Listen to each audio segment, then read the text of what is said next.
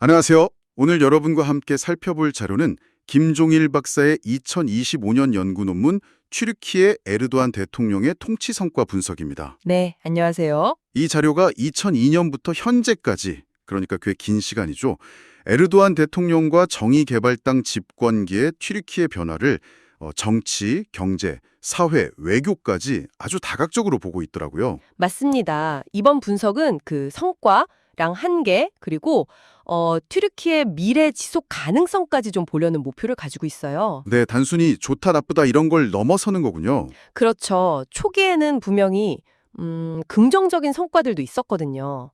근데 시간이 흐르면서 좀 복잡한 문제들이 쌓여가는 과정을 추적하는 게 중요하다고 봅니다. 그 복잡성, 그게 핵심이겠네요.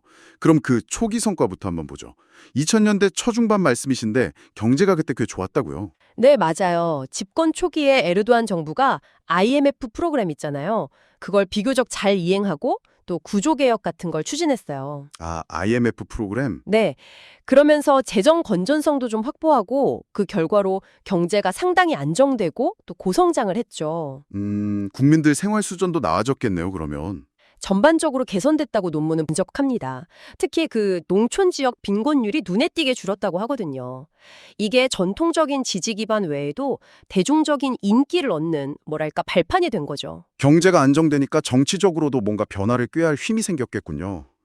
그 튀르키예 하면 군부의 힘이 막강했잖아요. 그렇죠. 오랫동안 정치 뒤에서 영향력이 컸는데 에르도안 정부가 이 군부의 정치 개입을 상당히 약화시켰습니다.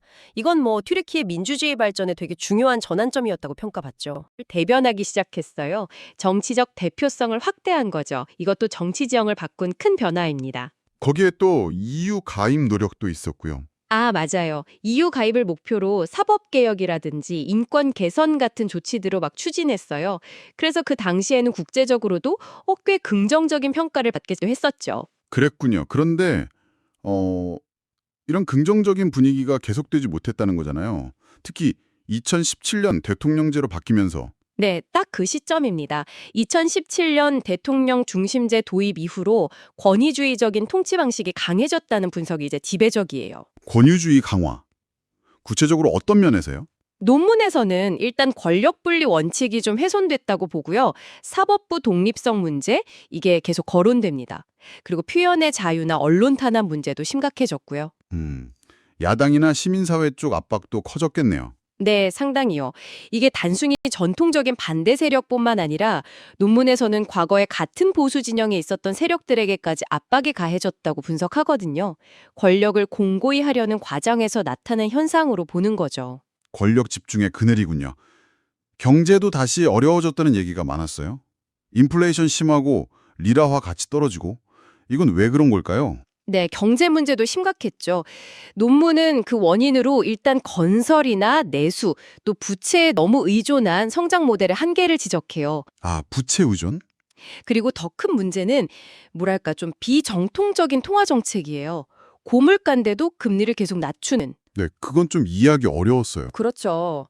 이게 대통령의 독특한 경제 철학 때문이다. 뭐 이런 분석도 나오는데 아무튼 이런 정책이 만성적인 인플레이션이랑 리라화 가치 폭락을 가져왔고 결국 국민들 실제 구매력이 엄청나게 줄어든 거죠. 생활이 힘들어졌겠네요, 정말. 네.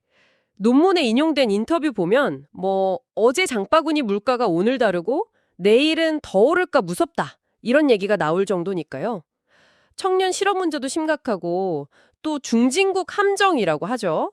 여기에 따지는 거 아니냐는 우려도 계속 나오고 있습니다. 중진국 함정, 경제뿐만 아니라 사회 분위기도 좀 달라졌을 것 같아요. 종교적인 색채가 강해졌다는 얘기도 있던데요. 맞습니다. 종교적인 상징이나 가치들이 공적인 영역에서 더 부각되기 시작했어요. 이게 오랫동안 튀르키예 사회의 근간이었던 세속주의 원칙이랑 좀 부딪히면서 갈등이 생겼겠군요. 네, 사회 양극화가 심화되는 주요 원인 중 하나로 작용했습니다. 그리고 크루드 문제. 이것도 여전히 해결 안 되고 사회 통합을 계속 가로막고 있고요. 외교 쪽도 변화가 컸죠. 예전이랑 좀 다른 길을 가는 듯한 모습이었는데요. 네, 확실히 달라졌습니다. 전략적 자율성이라는 걸 내세우면서 전통적인 서방 중심 외교에서 좀 벗어나려고 했어요. 독자 노선이군요. 그렇죠. 그러다 보니 미국이나 EU 같은 전통적인 동맹들하고 마찰을 빚기도 하고요. 러시아제 S-400 미사일 도입 결정 같은 게 대표적이죠. 아, 그 문제 있었죠. 네. 또 중동 지역에서는 좀 적극적인 역할을 하려고 했는데 이게 뭐 신오스만주의다 이런 평가를 받으면서 오히려 영내 긴장을 높인다는 비판도 있었고요. 정말 복잡하네요, 들어보니까. 그럼 이 논문은 에르도안 시대를 전체적으로 어떻게 평가하고 마무리하나요? 유산이 뭐라고 보는 거죠? 논문은 결론적으로 에르도안 시대의 유산이 아주 복잡하고 양면적이라고 평가해요. 결코 단순하지 않다는 거죠. 네, 양면적이다. 네. 초기에는 분명히 긍정적인 변화도 있었고 성과도 인정하지만 장기적으로 봤을 때는 민주주의 제도가 좀 후퇴하고 또 경제 불안정성이 커지고 사회 분열도 심화됐다.